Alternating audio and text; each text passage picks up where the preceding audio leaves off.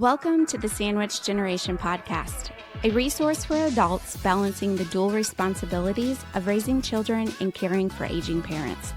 Whether you're helping your parents downsize, explore real estate options, navigating caregiving, or looking for practical advice to help your family thrive, this is the place for you. Join us as we bring you expert insights, heartfelt stories, and actionable items to support you and your family within this unique generation.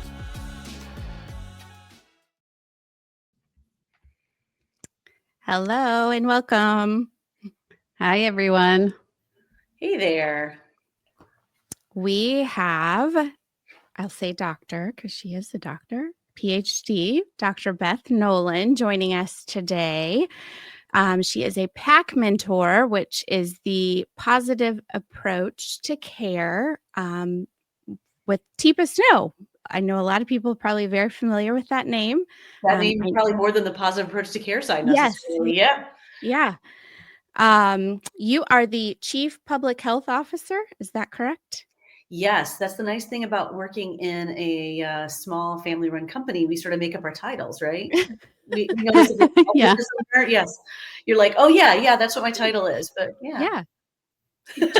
That sounds great. It's a good one. I like it. There are definitely elements to it that the public health side is definitely what I do. So it's really good to be here. Well, I would love for you to just share a little bit about yourself, Beth, and then also kind of what drew you into this work and how you I think you said 13 years ago began working with Teepa. So just love to hear about what brought you to her and doing this. Yeah. Well, I grew up professionally in the world of applied behavior analysis. So think autism intervention. And there's the theme with applied behavior analysis is this idea that all behavior has purpose and meaning for the organism that's doing it. Right? So that's kind of a mouthful, but all behavior has purpose and meaning, whether it seems to be working or not, for the person that's doing it. So all behavior is real. That's a theme in all this sort of like understanding the neurodivergent world. So that's my original background. But I worked for years in senior living, senior services as a professor, did a lot of research in there. But I also worked in mental illness, intellectual disabilities. It was a human service industry of how it is that we provide and support people to live life with whatever neurological conditions are happening for them. So I had the opportunity of working with somebody who ran a senior living community, and he had this person they referred to as a CNA or a certified nursing assistant who was getting grants and, as he said, bringing his employees to this Teepa Snow lady. He wanted to know if she was evidence-based. And all I kept hearing was, wow, you've got a CNA that's writing grants and on their off time learning about dementia. I want to meet this CNA. Yeah. Right. Yeah, that's impressive. I want to meet this CNA. She had at that point moved to a place where she was like a family liaison, and she was doing the interface when people would come and meet, come to visit, this community. And so I got a chance to interact with Teepa. And at that point in my career, I had this stupid notion that, in spite of how I grew up in the theory in the 90s and even the 2000s, was that people living with dementia, because their hippocampus dies, so the part of the brain that takes in data and helps you learn and remember things, it's part of our limbic system, our core brain. Because for many dementias, not all of them, it's one of the first things that starts to begin changing and dying is this learn and remember place that people living with dementia can't learn. And I was young and stupid enough to go, well, that doesn't make any sense, because if anybody's ever visited a loved one in a nursing home, they can tell you exactly where their chair is at the communal dining area. Oh, yeah. Same spot every time. Yeah. So I thought, well, that doesn't make sense. So I just had this crazy idea that, well, it seems like we can figure out how it is we can support quality of life so people can live, because what we did know at that time, we'd moved from this place of recognizing that dementia isn't just some 10-year thing. It could be, depending on the type of disease, anywhere from 5 to 30 years. And that seemed like just a long time to just be dying to me. And then I met Teepa, and she had already figured out the how it is we can get connected based on what is retained in the brain to another human being. Fast forward at this point now almost 20 years of knowing, her work and then transitioning from being a professor to working with her full time. And I've got friends, just people I literally my relationship with them is a friendship of people living with dementia, and dementia sucks. It really does. But I'm here to say through this program with skill building, we can figure out how it is that we can build relationships and live life with this neurological change that's happening. So that's the weird roundabout way of saying kind of who I am. I get to meet cool people who are going through major neurological changes and their care partners and their family, and help them figure out how they're going to live life now that this has entered the picture. Wow. Well, my question, I think you might have just answered. I was just going to ask, what was the aha moment that you had that you realized you wanted to dedicate your life to this area? In my head, I'm thinking she was curious. Yeah, I don't know if I can give myself that much credit. I hope I'm curious, right? As a scientist, first, I hope I'm curious. But that's like, to me, that's a wonderful, I'm just gonna take it as a compliment and run with it, because to me, that's such a value, right? But I guess, as my mother jokingly said, as I worked as a clinical psychologist for a couple of years, and I was meeting these folks that were older. And so they're in their 70s at the time, and they had intellectual disabilities, usually a mental illness and some sort of cognitive change. And that's how they came to my caseload, so to speak, in this county that I worked at. And all I kept thinking is that, man, I got something to learn from these folks. These are survivors, right? If you have grown up in, you grew up in the 20s or even earlier at that point in my career, and you have an intellectual disability and you have developed a mental illness, and you're in your 70s and I'm working with you, you figured out something. So I've always thought that people with lived experience are just more fascinating, and that I've got something to learn. I guess that's where I think my passion came from. I just found, I'm glad people really love children and work with children, because goodness knows they literally are my future people, and they're important in the world. And yet they haven't had a ton of different experience. They're all different. Kids are great, but the reality is that older adults have these amazing histories, and you never know what you're going to get. Yeah. You never know what you're going to get. Yeah. I would say we get to experience that all the time when we're working with our clients, just hearing their stories and the life that they've lived. And that's the best part. You never know when you're going to be in front of a person that's like, you did what? What? Yeah. What? Yeah. Absolutely. Yeah. We were talking about my daughter off before we started recording, and I tell her that all the time. I'm like, they have the greatest stories ever. Mm-hmm. Yeah. So plenty to learn. So tell us a little bit about PAC and what that means, and what what it can teach us. Yeah. Why is it different from all the other dementia programs out there? Yeah. I hinted at this concept that it's about what is retained versus what is lost. And that's a really basic understanding. So I think about when my normal dementia education program is talking about what's lost in the brain, what is no longer, what's changing, and therefore what's lost. The reality is it's not just anymore about what we know that is retained in the brain. What are the skills and abilities that someone is able to do? That is also important. But it's also about what is changing, right? So when I take this in the context of more like, let's say, autism or different neurological differences, we recognize that each human brain experiences the world differently. Mm-hmm. And we can recognize that if I walk into a restaurant, then the big prevailing theme in restaurant design seems to be concrete, glass, and steel these days. At least that feels like to me. Right. I used to walk into these, and sometimes you'd come into a place that just felt really loud or very, very visually busy. And I would just, take a deep breath and go and eat my dinner. Now having a kid with ADHD and autism, and I go into these places and watching their reaction, they will walk into these grocery stores or restaurants and just, it's like they hit a wall. Mm-hmm. And we now understand that the brain processing that sound and the visual stimuli and their own, just being able, the physiological is so much. I have to figure out how it is I'm going to manage that.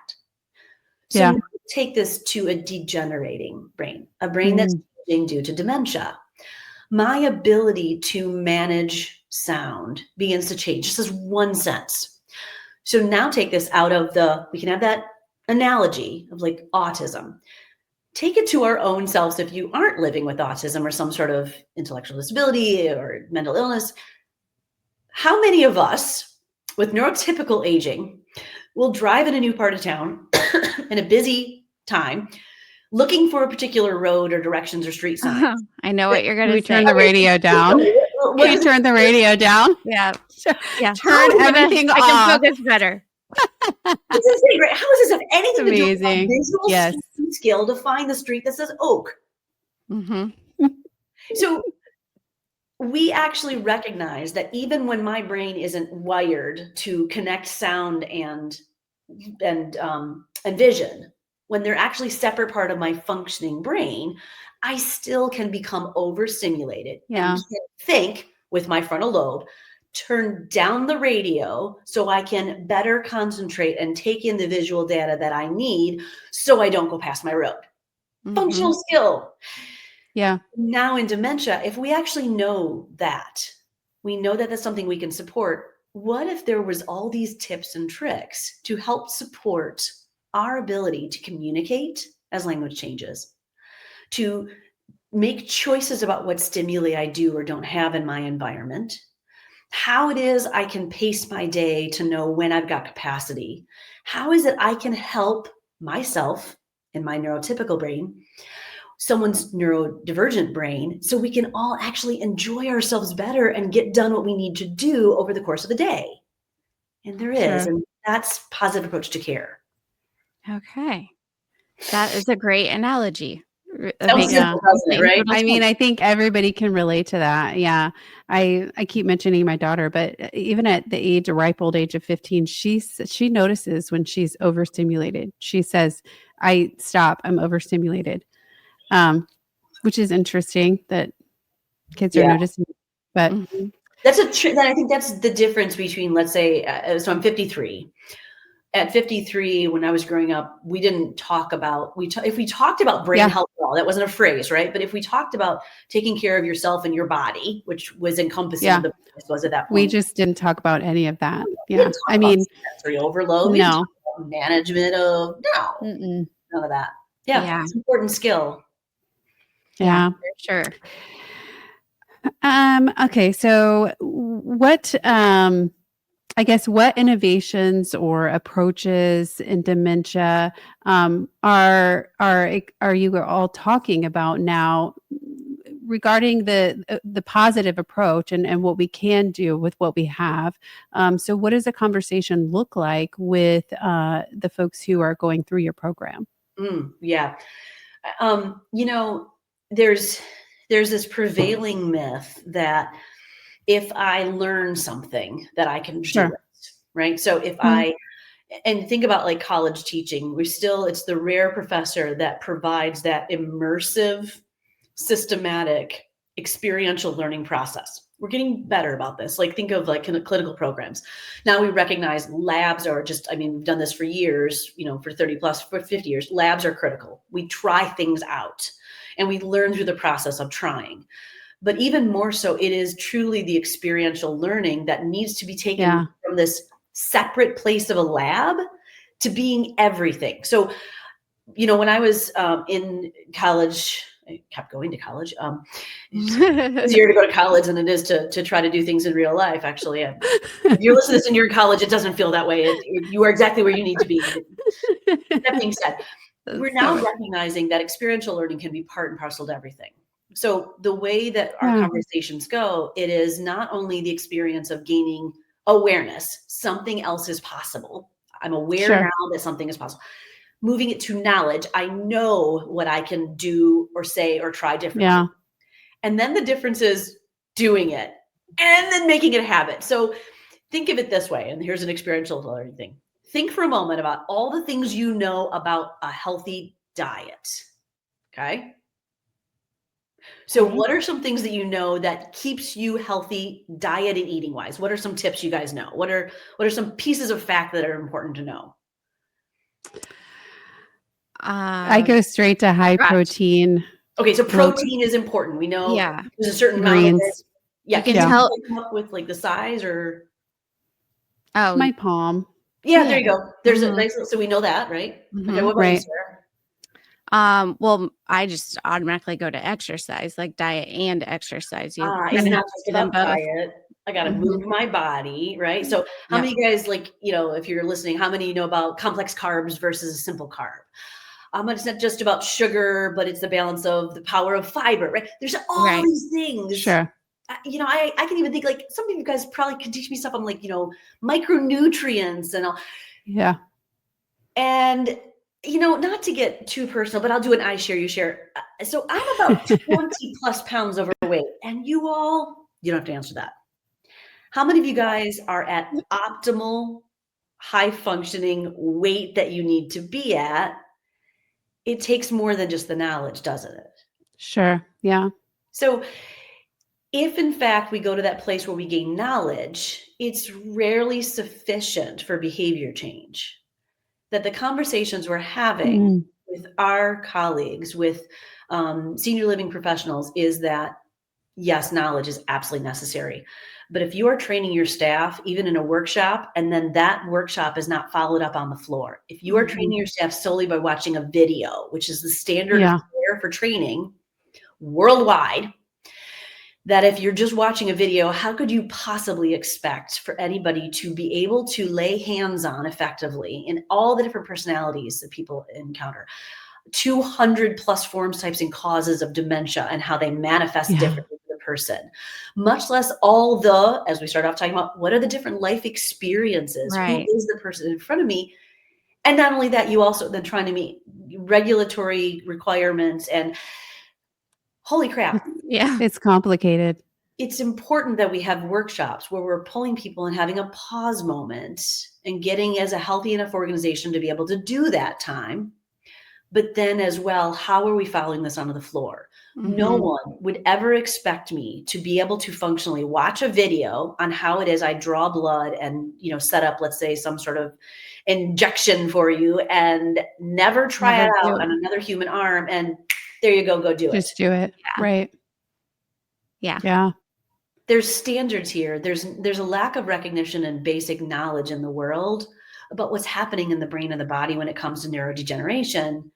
And those lists of diseases and types and forms of cause that fall under the umbrella of dementia are overlaying hundreds of different, coexisting conditions, Mm. and just life experiences itself. We all people who are in care partnership, whether it's family, grandchildren, aides, nurses, physicians, neurologists, deserve better on a skill-based approach to dementia care.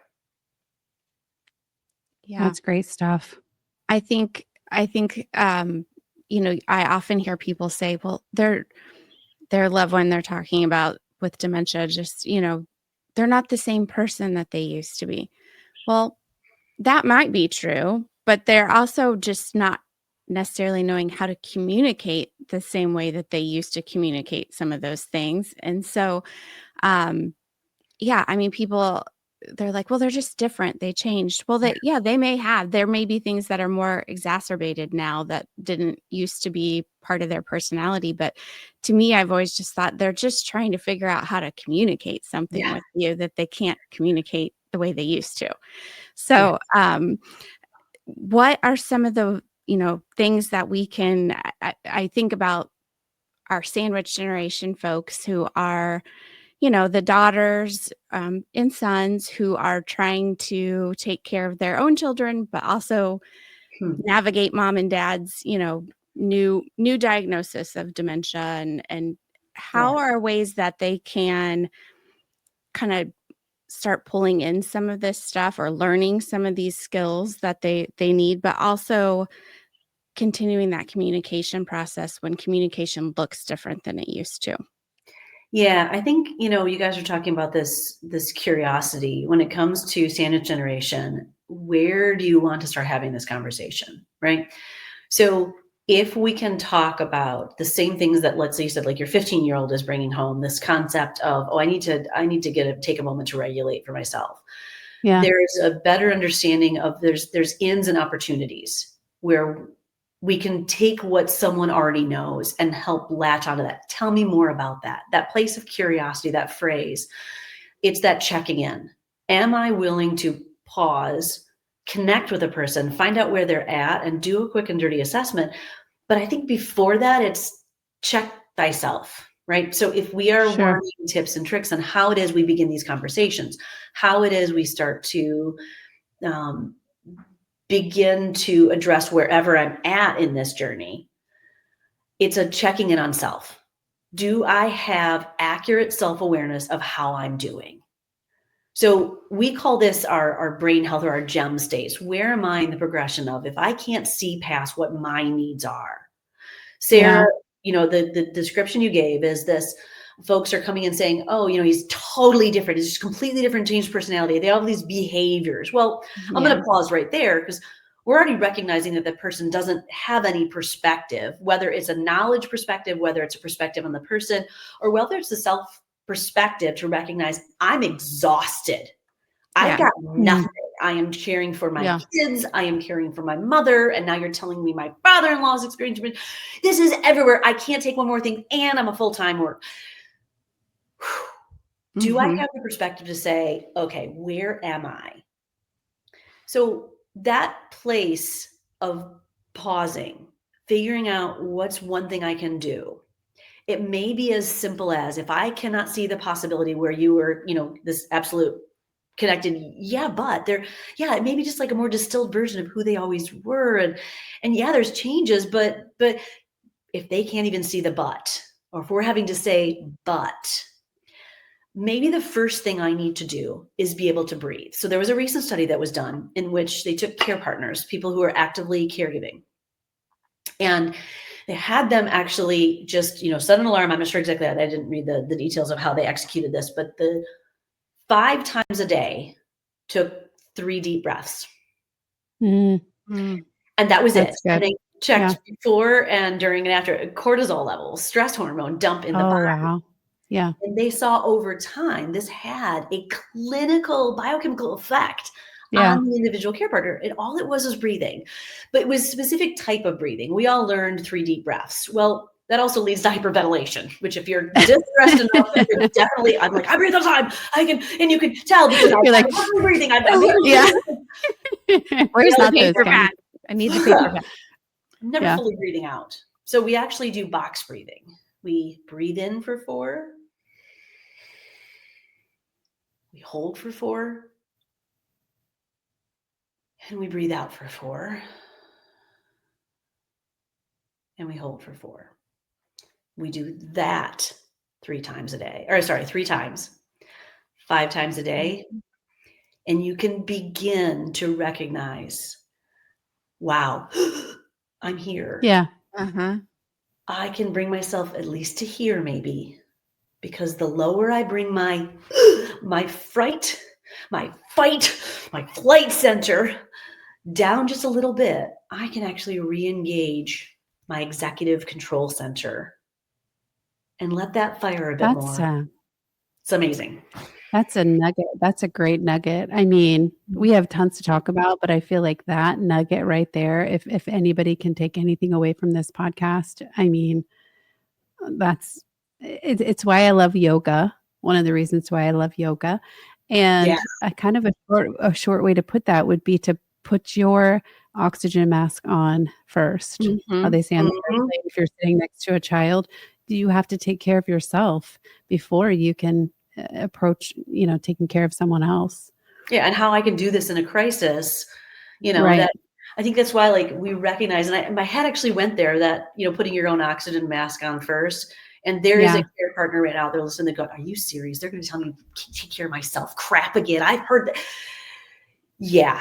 And that's exactly it. How can I do this without having to compromise my other things I'm trying to do the idea that in yoga that we actually teach breathing and that it's a skill that you can develop is absurd sounding on the face. It sounds so, it sounds so like fluffy, like whatever, but Granola. I mean, yoga, yeah, right. It's such an efficient workout though. You're meditating, you're breathing, you're working on your stretching and your strength, all of that. So yeah, we were talking about diet and exercise earlier, but yeah, that's where I went with it. So maybe if you can't find time to do yoga, you can't carve out that time, make time to do yoga, might you be able to breathe when you're driving, when you're laying down at bed?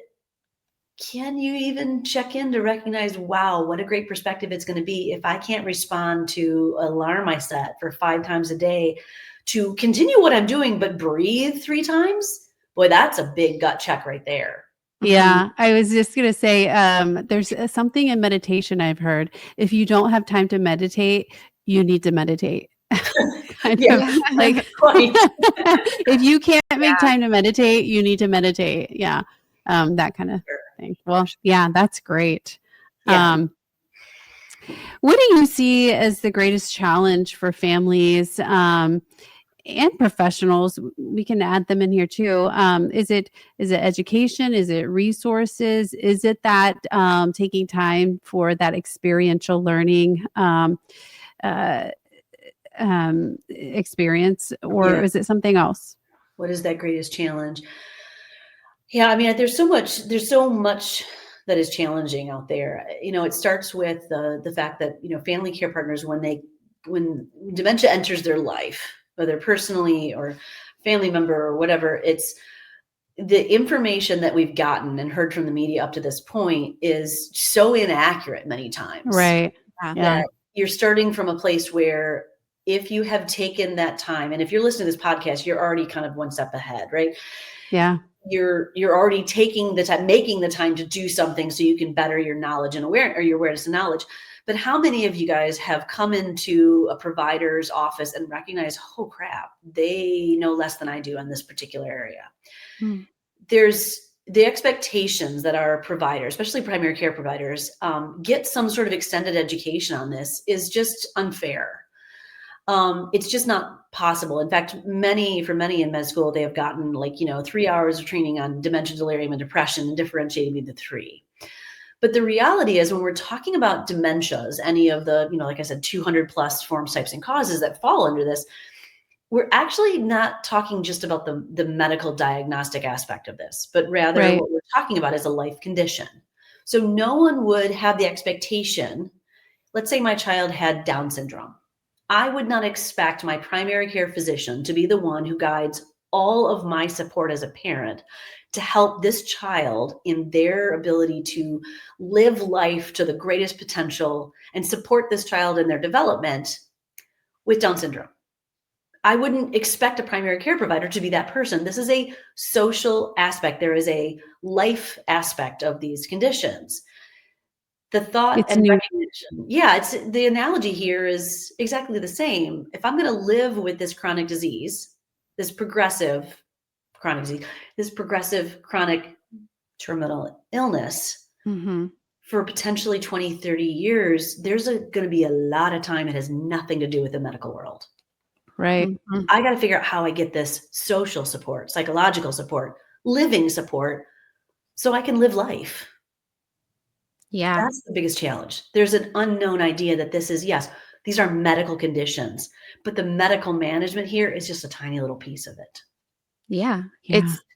It's even, to me, I'm just thinking about it like, oh, as a new mom, you go to you take your baby a lot in the beginning, and and they give you these papers when you leave your appointment, right? That talks about like the stages 6 to 9 months or whatever.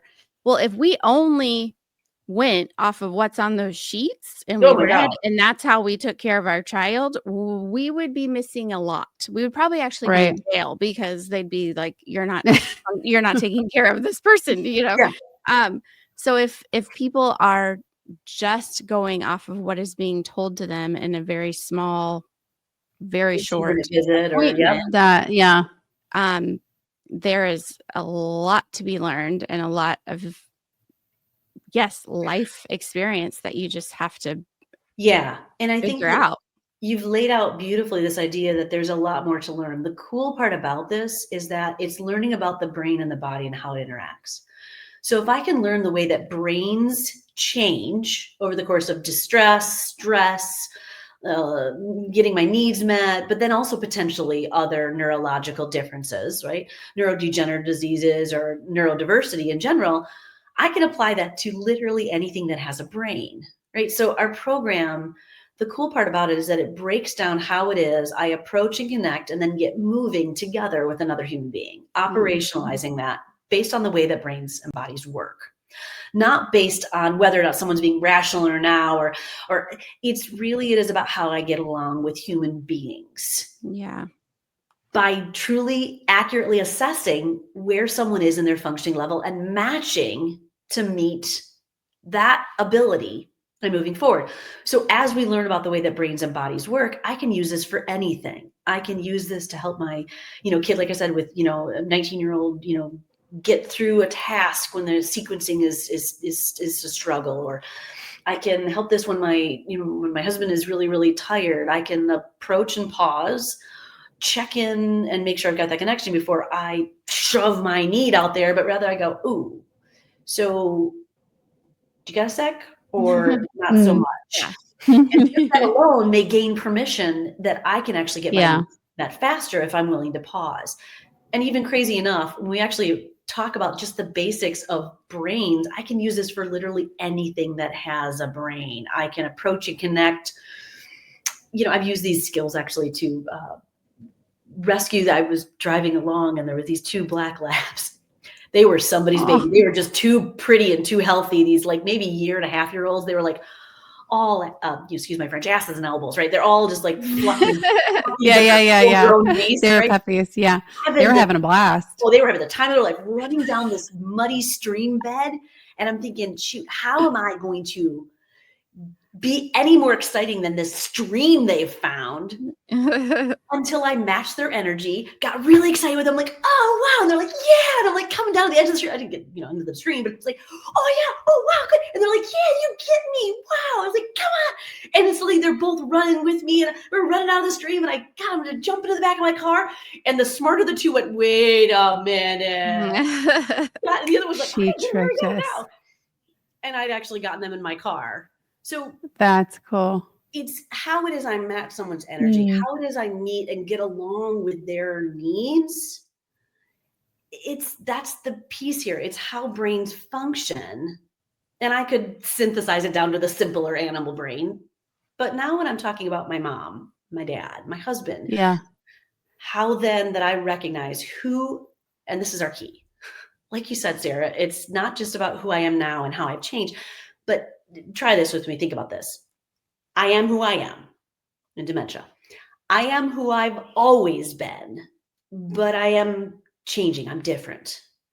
But the reality is, when it comes to care partnering, when it comes to learning about brains and where I might be able to go with this, I am who I am. I am who I've always been as well.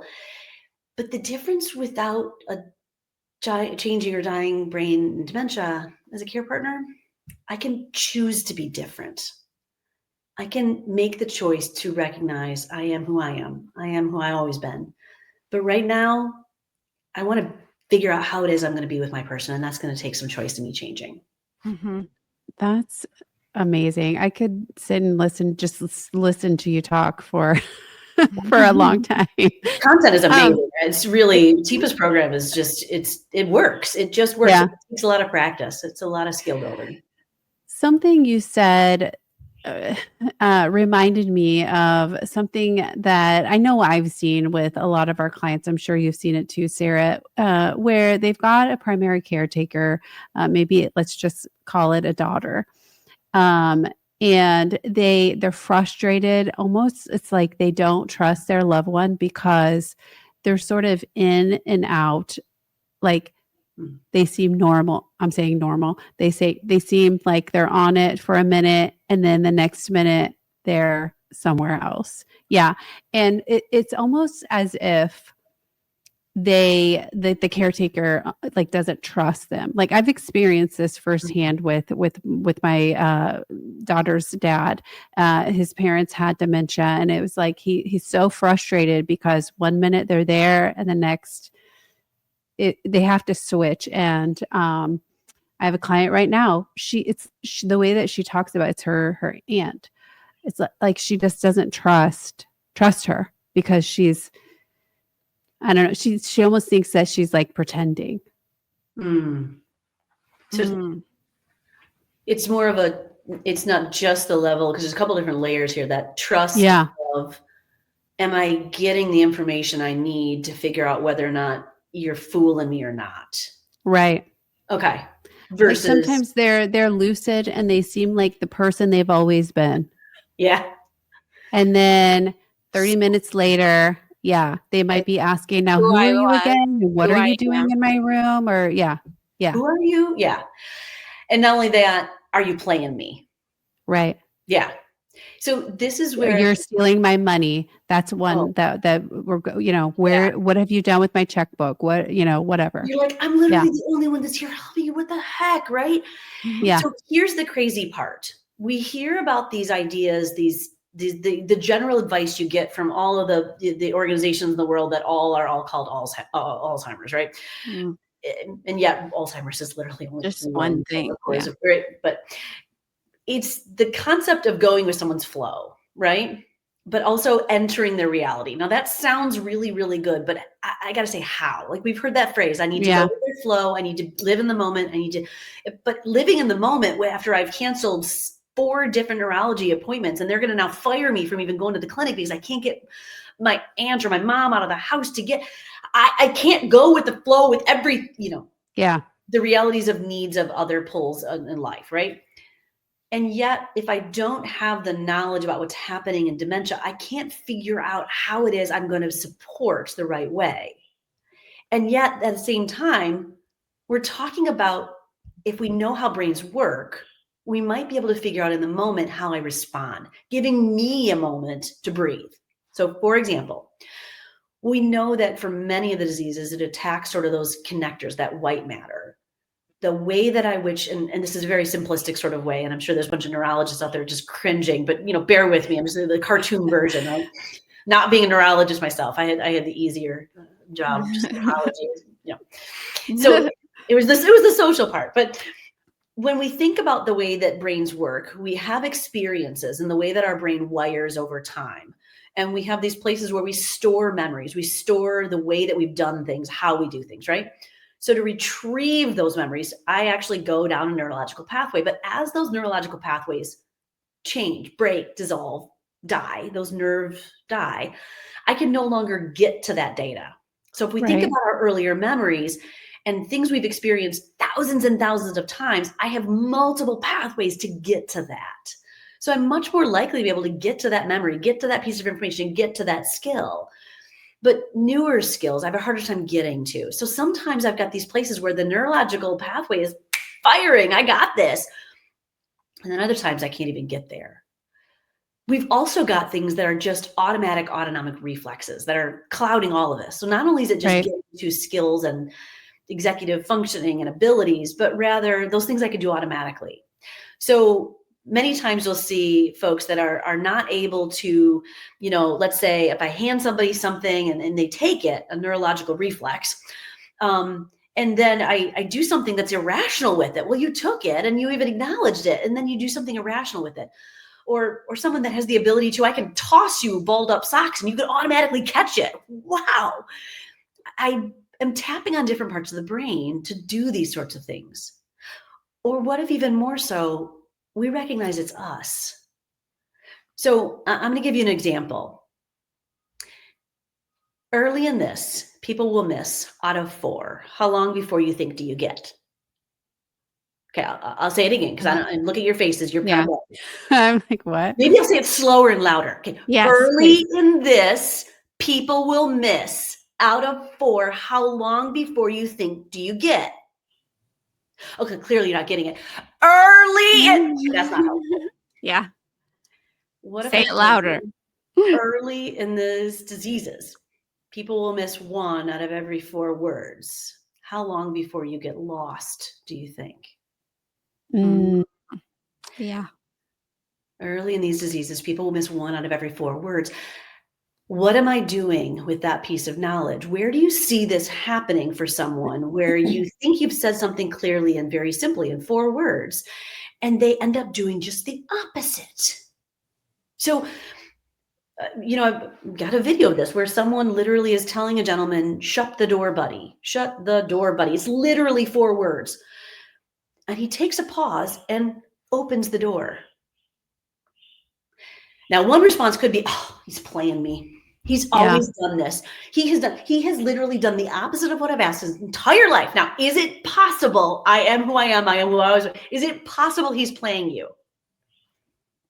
Possibly. Absolutely, right? Yeah. I mean, A lot of us are married here. We have long-term relationships with people. Sometimes you play people. This is possible. Just saying.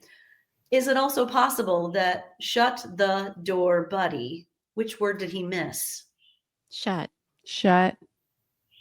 Is it possible I was just doing the best I could? I was actually trying to be helpful. In fact, I couldn't figure out why I was going to shut the door, but you said, so I opened it. I was like, well, I'm going to do it. In that moment, I don't know which it is. But if I know that 1 out of every 4 words is missed with someone living with dementia, what might I be able to do or try differently? Or what might I be able to let go of? Is it possible he's playing me? Yeah. Is it possible he just missed the word? What if I said, hey, Lisa, pull. Pull, the door closed. Yeah. That shift, adding in the visual, seeing if you actually had my attention to begin with, gave you the motion and realized that's not a shut, that's a pull. Okay, these are skills we can develop that enhances communication, that decreases these moments where I have a better idea of what you might be able to take in. But that's going to require some skill and practice. Practice. We go back to that experiential learning piece And that you were just talking about taking earlier. time to stop and think about what has just transpired, or taking that time to breathe, because how easily it can be to get frustrated. And I mean, we've all experienced that, where you might encounter someone where they're already flustered, they're already in a bad mood, and then it transfers or it scares you to where you're like, just forget it, I don't want to deal with any of that, and you walk away, because that's they can feel the energy that you're bringing in, just like the kids can. They can feel it too. And I'm not stupid. I'm living with dementia. But yeah, I sure can but pick I up the can emotional tone. still tell that you are not happy with me, or you are happy to be there, and this is going to be a great day. So I just taking that time to just like pause and not let yourself get frustrated and think through what am I not saying, or what have I said that they're not getting, and using those. Well, and this brings us back to the beginning, right? So in that moment, I can go up and see someone's in distress, which is different from they seem to be looking fine, and the minute they turn to me, they're all on. I was like, whoa, I can be surprised by this. I can be surprised by a neurotypical brain, but I also can be surprised even more so by a neurodegenerating brain. That's the place where we go back to breathing. So if you try this, say the word, wow, say that. Do wow. Say that word. Wow. Think how much breath you have expelled at that moment. Because when we get a surprise, we go, at the very least, we pull back, we actually do pause, but have I actually breathed yet? Have I truly taken the pause for myself?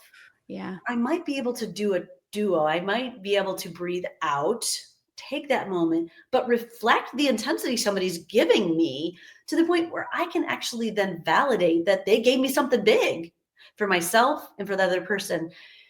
Try that out with your loved ones. Wow. When somebody comes at you and it was a surprise, just try wow and see what happens. It's amazing how much that may be like, wow, that's a lot. Well, yes, it's a lot. I mean, you come up here in my room and you startle the heck out of me. What do you expect? You're right. I did not. Wow. I got to breathe a little bit more. Mm-hmm. That's wow. That's yeah. Wow. I'm gonna do that with my kids. I know. It's powerful. You may have to finesse it with somebody that isn't a child. You may have to make it a little bit more adult in how you truly validate, because don't wow me. I've got a need. Maybe the response. So, wow. Okay. That's not cool. Okay. How it is I can make this my own. I love that. Yeah. Like when someone tells me to calm down. Yeah. Well, that is not going to Wow. go over well.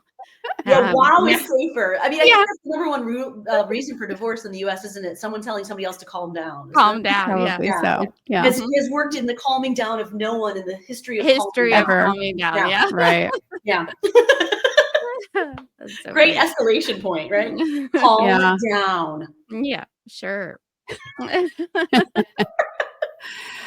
Well, I hate to be Debbie Downer, but we have to wrap. I mean, we're at time, and like I said, I could listen to you, Beth, forever. And I'm so honored that we got the time that we did with you. This was a ton of information. We could, like I said, we could make this into probably 2 or 4 podcasts. There's just so much to share. Well, so grateful that you gave us your time. Yeah, and thank you so much for having me. This definitely is a beginning. If you haven't heard of Teepa Snow before, go to teepasnow.com.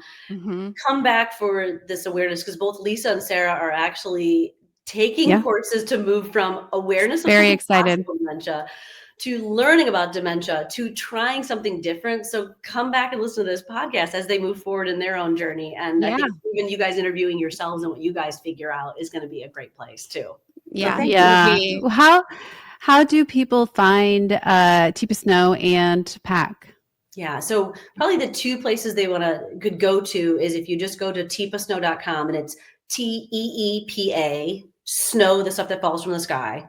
Or if you Google her, luckily Google will sometimes correct your spelling, which thank goodness it does for me. Yeah, right. And maybe the first place is just reaching out, or if that's a bit much, you can just go to our YouTube channel. And if you just type in YouTube and Teepa Snow, we've got just tons of videos. It's a great place to start. And we hope you get deeper and value what this is going to take. It's going to take a lot of us to figure out how we live along in life as brains change. But yes, breathe. Yeah. Well, I think also you said earlier, if you're listening to this podcast or watching this podcast, that's a great first step. You're at least learning based, and you're reaching out to try to learn how to care for your loved ones in a healthy way, both for you and your loved one. So, yeah. Well, thanks, ladies. Thank you so much. We look forward to taking the course and sharing here what we're learning too. So, yeah. Absolutely. Yeah, that'll be a whole other podcast. We can download what we learned. Yeah, that's for sure. Awesome. All right. Thank you very much. Thanks, guys.